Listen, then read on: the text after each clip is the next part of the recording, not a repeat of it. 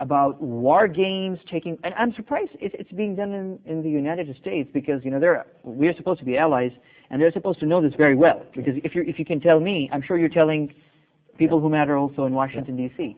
So if they know it, why is it then that people within their establishment keep leaking? And I'll insist it's a leakage, because I'm sure there's no kooky-minded journalist sitting in some publication and says, well, you know what, I have nothing to write about, so let's just write about Pakistan's nuclear program and the different scenarios about how we're going to secure it. So it's definitely somebody is sitting and leaking this stuff.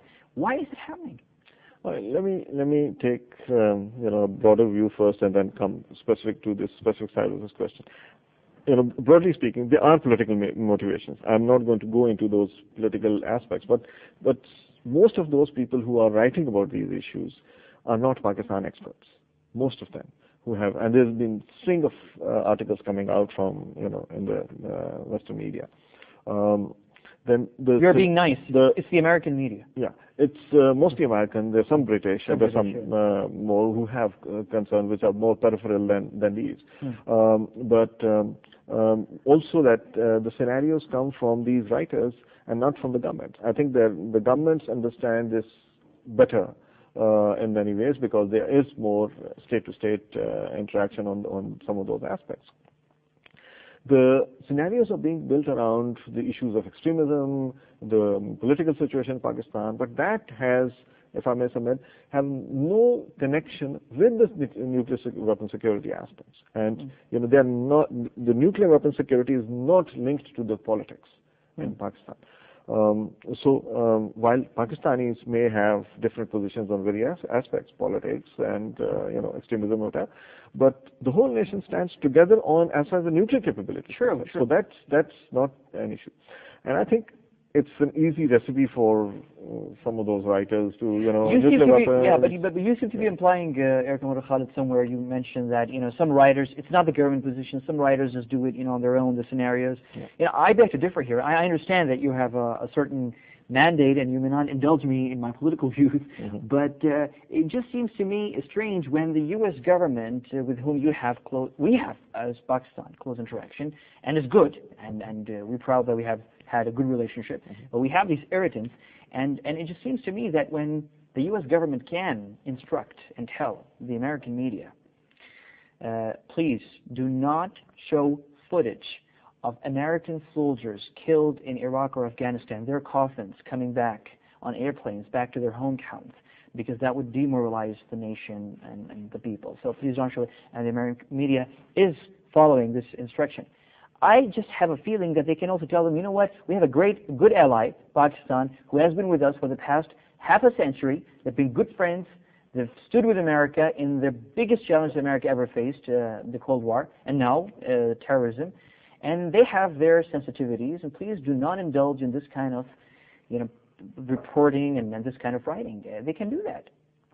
Yeah, I would not get into the conspiracy theory aspects of that, but let me just say that I still maintain that some of these writers. I mean, look at how this has been happening in last couple of years. Yes.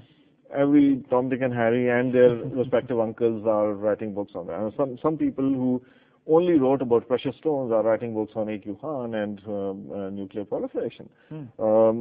This is good money. Go to a publisher, a good recipe to nuclear weapons, Pakistan, extremism, put it in a broth, and comes out a book. Okay. So that's how it goes. I understand that. Okay, one more interesting question. Does everyone concerned in the region understand the consequences of trying to attack our strategic assets? Everyone concerned, because again, I asked you a question about if there were any in the past 8 years any credible threat to the best of your knowledge to our installations, and this is just a follow up to that question. You didn't answer that question too. I just remembered. You didn't tell me whether there was a credible threat in the past decade, let's say. Was there a credible threat first of all to our installations? No, we have. We are very sure of our system. That's what I told you then, and that's there was not. Yeah, okay, there good. hasn't been. Good. Yeah. So. Does everyone concerned, and I'm referring here not only to non-state actors, I'm also referring to states, countries. Does everyone in the region understand that there will be consequences of trying to attack our strategic assets, installations, whatever? I think the key word is all concerned, as you say. It brings us to this good old concept of deterrence, the three C's of deterrence, the capability, the communication, and the credibility of deterrence, and how it will hold or not. But let me just say it in plain simple words. Those who have hostile intent would know that any endeavor to attack in any way Pakistan will not succeed, and it will be absolutely disastrous. And that is something that has to be understood. Our weapons are meant for deterrence and not for war fighting. But if that is something that we have to completely understand, that we have the capability to deal with any threat that comes to us. Okay. I have a short and simple message. Sure, yeah. So we will respond if we are attacked. Simple as that. My message is, don't mess with us. Okay, good. Plain and simple. Last question. I was just referring throughout this program to foreign media reports. Unfortunately, sometimes we have overambitious people from within our country saying things about our assets that further confuses the whole thing. Just recently, one of our leading politicians, somebody who people outside the country listen to, and I'm referring to Mahatma Benazir Bhutto, said something very interesting. She said, there's a possibility, and she confirmed it. She said there's a possibility that extremists can reach our Kahota facilities and seize them and take over Kahota. And I don't know, I thought that was a preposterous statement coming from a Pakistani, further confusing the mindsets of people outside and stoking their fears. I don't know if this is true or not. Okay. I would not want to get into the political situation of responding to this question, but it is a specific question about a nuclear facility, and like I've been saying it continuously, I think this assertion is politically motivated. It may have other reasons for that. As far as nuclear security is concerned, no question, and I'm sure of that.